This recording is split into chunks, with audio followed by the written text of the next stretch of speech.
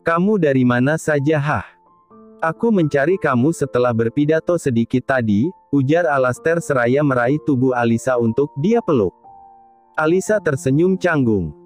Dia tidak mungkin mengatakan pada Alastair bahwa dia baru saja menjalankan rencananya itu. Aku cuma baru dari toilet dan ikut memeriksa minum yang akan dibagikan pada kamu. Kamu tidak perlu khawatir karena aku melihat kamu yang berpidato tadi. Kamu benar-benar lelaki yang keren, Alastair. Pipi Alastair bersemu samar. Dia tersenyum malu saat mendengar pujian yang Alisa berikan padanya. Mungkin akan lain cerita jika orang lain yang memujinya, namun saat Alisa yang mengatakannya, dia merasa ada ribuan kupu-kupu yang menggelitik perutnya. Dan jantungnya juga berdebar secara menyenangkan. Kak, kamu beneran lihat aku yang di depan tadi? Tanya Alastair kembali memastikan. Tentu saja, sudah ku bilang bukan jika kamu sangat keren. Aku tidak mungkin berbohong soal itu pada kamu, ujar Alisa dengan tersenyum manis. Iya, aku percaya pada gadisku yang manis ini, ujar Alastair. Alisa tersenyum lega, setidaknya Alastair percaya padanya dan dia juga tidak terlalu berbohong pada lelaki itu. Alisa, aku akan pergi ke sana dulu dan mengobrol dengan para tamu yang lain. Jika kamu bosan, kamu bisa keliling atau menyapa istrinya Lars yang ada di sana. Dia juga kelihatannya bosan karena hanya seorang diri saja. Dia adikmu kan? Alisa yang ditanya seperti itu terdiam. Tatapan matanya melihat ke arah Lita yang tengah duduk di meja seorang diri. Mungkin Lars dan juga sekretarisnya tengah melakukan perbincangan bisnis dengan rekannya hingga Lita ditinggalkan seorang diri. Benar juga, daripada aku bosan lebih baik aku mengajaknya berbicara. Sudah lama aku tidak berbicara dengan adikku itu, ujar Alisa seraya tersenyum tipis, namun tatapan matanya tajam menghunus ke arah Lita. Ya sudah, kamu berbicaralah ya. Aku akan pergi dulu, buat dirimu nyaman di tempat ini, Alisa, ujar Alastair sebelum akhirnya pergi dari hadapan Alisa. Setelah kepergian Alastair, Alisa pun langsung menghampiri Lita yang tengah duduk seorang diri. Hai. Boleh aku duduk di sini dan menemani kamu?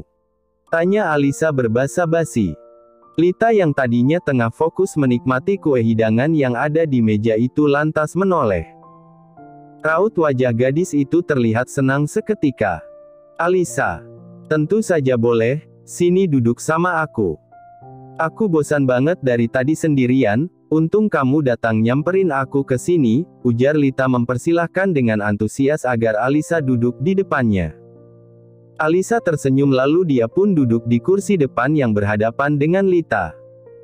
Sebenarnya saya sedari tadi ingin menghampiri Anda, tapi saya ragu. Takut jika Anda merasa tidak nyaman dengan kehadiran saya, kata Alisa memulai pembicaraan. Ya ampun segitunya banget deh, santai aja. Padahal sama aku mah. Oh iya, kamu ini katanya sekretarisnya Alastair yang baru ya? Soalnya aku belum pernah lihat kamu sebelumnya. Benar, saya baru seminggu bekerja dengan Pak Alastair dan saya benar-benar merasa beruntung karena Pak Alastair sangat baik kepada saya, ujar Alisa seraya tersenyum kecil. Bagus jika seperti itu, tapi Alisa, apa aku boleh bertanya? Alisa terlihat ragu ketika mendengar ajuan yang dilayangkan Lita. Bertanya apa? Saya akan menjawab sebisa saya. Ya ampun, kamu ini kaku sekali sih. Bicara yang santai saja, aku tidak mempermasalahkannya jika kamu mau berbicara non-formal kepadaku. Begini Alisa, kamu kan bekerja sebagai sekretaris ya? Apakah mungkin jika seorang sekretaris itu memiliki perasaan berlebih pada atasannya sendiri? Menurutmu, apakah si sekretaris ini bisa menyukai bosnya sendiri? Alisa otomatis langsung tersedak ludahnya sendiri ketika mendengar pertanyaan yang dilayangkan Lita kepadanya. Dia merasa entah Lita ini sungguhan bertanya atau sedang menyindir dirinya. Lita panik melihat Alisa yang tersedak itu lantas langsung menyodorkan minumannya. Haduh, kok bisa tersedak si Alisa? Ini minum dulu, pertanyaanku buat kamu kaget pasti ya, ujar Lita dan Alisa hanya menanggapi dengan tersenyum tipis. Maaf, tapi kenapa kamu menanyakan soal itu, Lita? Tanya Alisa yang jujur saja agak tersinggung, karena hubungannya dengan Alastair itu sepertinya yang sempat Lita singgung barusan. Mendengar itu, Lita menghela napas kasar, itu dia. Suamiku kan seperti Alastair yang seorang CEO, nah dia punya asisten kedua yang tugasnya sama dengan Raka. Aku hanya khawatir jika asistennya itu akan menaruh perasaan pada suamiku atau mungkin sebaliknya, suamiku yang bisa saja menaruh perasaan pada asistennya. Belakangan ini aku menjadi overthinking karena masa-masa kehamilanku, keluh Lita. Alisa tersenyum tipis, Anda sedang hamil ya? Perasaan seperti itu memang wajar, apalagi ibu hamil memang sering overthinking. Saya rasa suami Anda juga tipe pria yang setia, jadi tidak mungkin jika dia akan melirik wanita lain selain Anda. Anda itu cantik, Nyonya, dan saat Anda hamil sekarang ini biasanya aura ibu hamil akan terpancar dan itu yang saya lihat dari diri Anda. Jangan khawatir soal Tuan Lars yang akan selingkuh, dia tidak akan pernah menduakan Anda. Percaya pada saya. Lita terkekeh mendengar itu, terima kasih ya karena sudah membuatku tidak terlalu overthinking lagi sekarang. Tapi memangnya jika jadi sekretaris itu harus cantik ya? Aku lihat kamu yang sekretaris Alastair saja sangat cantik, apalagi asisten keduanya Mas Lars. Tidak selalu kok, tapi memang kebanyakan seperti itu karena asistennya yang cantik itu biasanya bisa membantu bos untuk memikat klien yang akan bekerja sama dengan perusahaan sekaligus agar terlihat enak dipandang saja. Selebihnya tergantung pada skill dari diri si asistennya sendiri, ujar Alisa membuat Lita hanya mampu mengangguk-anggukkan kepalanya. Begitu, tapi semoga saja yang kamu ucapkan itu benar deh jika suamiku tidak akan selingkuh dengan gadis cantik di sekelilingnya. Aku sebenarnya percaya dengan suamiku, tapi aku tidak percaya dengan gadis-gadis di sekelilingnya yang mungkin saja menggoda suamiku itu. Anda tenang saja, ujar Alisa seraya tersenyum tipis. Lars tidak mungkin selingkuh darimu, Lita.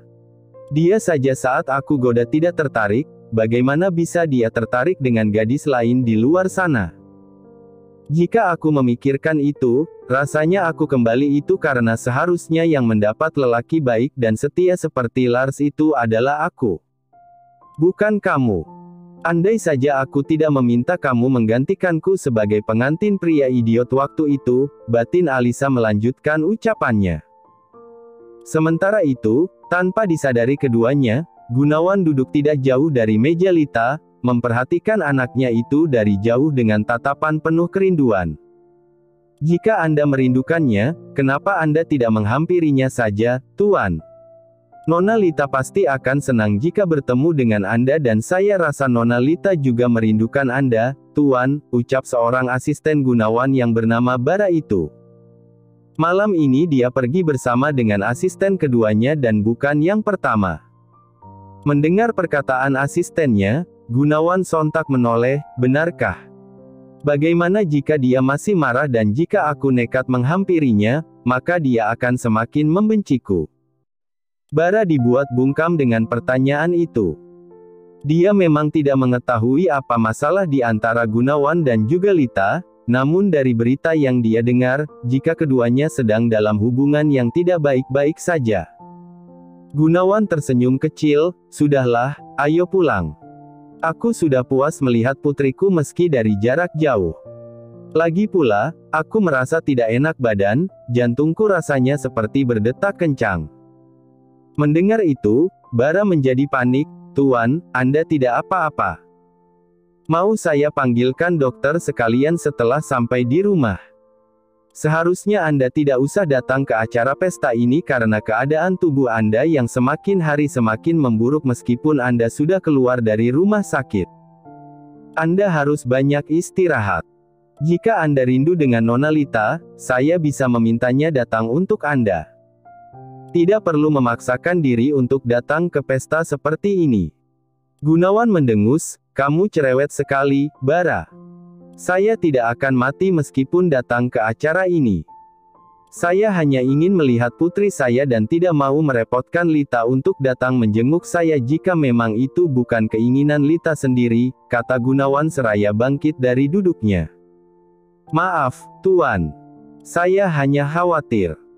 Saya tidak bermaksud untuk cerewet kepada Anda, Tuan, ujar Bara meminta maaf karena merasa jika perkataannya sudah keterlaluan kepada Tuan Gunawan. Padahal posisinya di sini dia adalah bawahan dari lelaki tua itu. Tidak apa-apa, aku tahu kamu mencemaskanku dan ini juga pekerjaanmu kan sebagai pengganti asisten saya yang satu itu, ujar Gunawan yang kemudian pria itu berjalan keluar dari pesta dengan dibantu jalan oleh Bara karena rasa pusing yang tiba-tiba menyerang dan dadanya yang berdebar menyakitkan. Sesampainya di rumah, Gunawan langsung menuju kamarnya untuk istirahat. Dia pikir jika sakit kepala dan debaran jantungnya yang terasa tidak normal itu akan hilang jika dia beristirahat, namun dia salah. Justru rasa sakitnya semakin membuatnya jadi kesulitan bernapas juga. Tangan pria paruh baya itu mencoba terulur untuk mengambil ponselnya. Dia akan menghubungi Bara untuk meminta pertolongan. Tangan itu memegang dengan gemetar ponselnya. Meskipun dengan susah payah, akhirnya Gunawan dapat memencet nomor Bara. B. Bara. T. Tolong aku. Ini sakit, rintih Gunawan. Tuan. Saya akan segera ke sana, tolong tunggu sebentar. Tuan, Anda akan baik-baik saja, Bara menjawab panggilan itu dengan panik, namun sayang tidak ada sahutan dari Gunawan. Karena pria paruh baya itu telah meninggal dunia yang disebabkan oleh racun milik Alisa yang telah tercampur dengan minuman di pesta tadi. Sayangnya, tidak ada yang menyadari hal itu hingga Gunawan akhirnya tidak dapat terselamatkan. Lita, kamu kenapa sayang? Kayaknya sedari tadi pulang dari pesta mood kamu jadi buruk begitu. Ada yang mengganggu kamu di pesta itu? Bilang sama Mas sini, Lars bertanya dengan lembut. Posisinya saat ini adalah Lita yang berada di pangkuan Lars dengan lelaki itu yang setia mengusap kepala istrinya itu agar si wanitanya cepat tidur. Namun Lita bukannya tidur, tapi gadis itu malah terlihat bengong dan sesekali terdengar dengusan kasar keluar dari belah bibirnya. Mood istrinya itu sepertinya tengah tidak baik. Aku nggak tahu Mas, kayak tiba-tiba aja mood aku itu buruk. Terus perasaan aku juga nggak enak dari tadi, aku kepikiran Papa, wanita itu berujar dengan pelan. Kan, Mas tadi udah bilangin loh sama kamu, kalau kamu mau ketemu Papa nggak Papa masalah. Jangan gengsi gitu dong, kan jadi kepikiran kan. Mas yakin kamu pasti kangen sama Papa. Lita mengangguk. Kali ini dia tidak lagi menyangkal perkataan suaminya itu. Iya Mas, besok aku mau ke rumah Papa deh. Mau jenguk Papa sekalian minta maaf juga sama Papa, meskipun aku marah sama Papa, biar bagaimanapun dia masih orang tuaku. Lars tersenyum, nah begitu dong, sekarang kamu harus tit. Dret. Dering ponsel itu menghentikan perkataan Lars. Dia melirik pada ponselnya yang berbunyi nyari dan nomor papa mertuanya langsung terpampang di layar ponsel. Siapa Mas? Papa kamu telpon Mas, tunggu ya biar Mas angkat. Kayaknya penting deh soalnya nggak biasanya papa kamu telpon malam-malam gini, ujar Lars. Lalu lelaki itu mengangkat panggilan teleponnya, namun seketika ekspresi Lars berubah terkejut saat mengangkat panggilan itu yang membuat Lita penasaran. Mas, kenapa?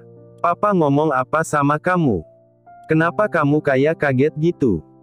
Tanya Lita penasaran, namun kini terlihat kekhawatiran di wajah cantik itu. Lars mengerjapkan matanya menatap Lita dengan pandangan sedih sebelum berkata, sayang, Papa. Papa Gunawan meninggal dunia. Lita langsung bangkit dari posisi tidurannya, menatap sang suami dengan tatapan menuntut. Apa maksud kamu Mas? Kamu jangan membuat lelucon seperti ini. Tidak lucu Mas, ujar Lita dengan suara yang terdengar bergetar seperti menahan tangis. Lars tidak kuasa mendengar itu. Lelaki itu langsung saja menarik tubuh istrinya ke dalam pelukannya. Mas, yang kamu katakan tadi tidak benar kan? Papa masih hidup kan Mas? Aku melihatnya tadi sekilas di pesta, kamu pasti salah Mas. Lars menghela napas kasar, aku mendapatkan info ini dari sekretaris pribadi ayah kamu. Kita pergi sekarang ya?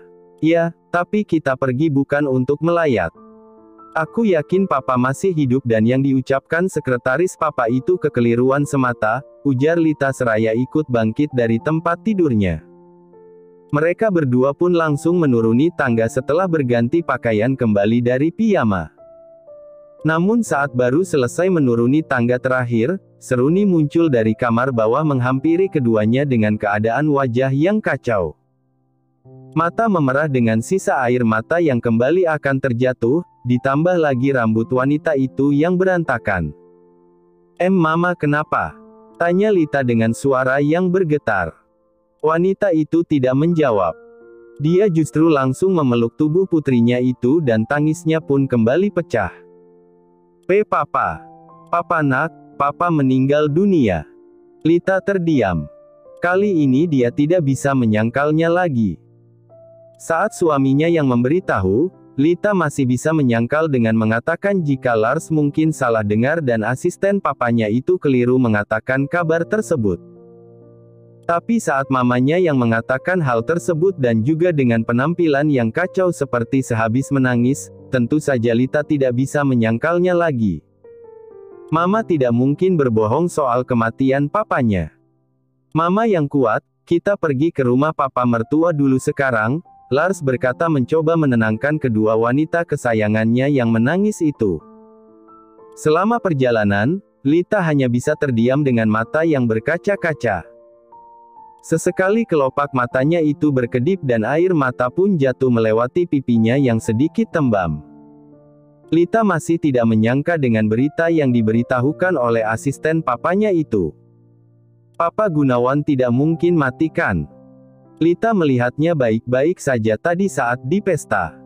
Tidak mungkin papanya meninggalkan dia secepat ini. Tidak lama, mobil yang dikendarai oleh Lars itu memasuki kawasan rumah Gunawan. Di sana sudah banyak orang yang berkumpul di depan rumah Gunawan, termasuk Opa Will yang juga sudah lebih dahulu ada di sana. Lita turun dan langsung menghampiri Opa Will. Oh Opa, Papa masih hidup kan? Ini pasti cuma bercandaan Papa saja. Iya kan Opa? Opa Will menghela napas panjang. Lelaki tua itu menatap cucunya dan dengan gelengan pelan dia pun menjawab, yang sabar ya nak, ujarnya dengan usapan lembut di kepala Lita, namun gadis itu menepisnya dengan kasar dan berlalu masuk ke dalam rumah yang sedari kecil menjadi tempatnya berlindung. Begitu melihat sosok Gunawan yang terbaring kaku di atas tempat tidurnya, air mata Lita kembali terkumpul di pelupuk matanya. Gadis itu dengan perlahan mendekat ke arah tempat tidur sang papa sambil berusaha meyakinkan dirinya jika ini semua hanyalah mimpi. Papa, bangun. Lita sudah ada di sini, kenapa papa masih saja tidur? Bangun Pa. Lita mau minta maaf, gadis itu bergumam seraya memegang tangan kaku papanya yang terasa dingin. Pa, bangun, Lita minta maaf dengan sikap Lita sebelumnya.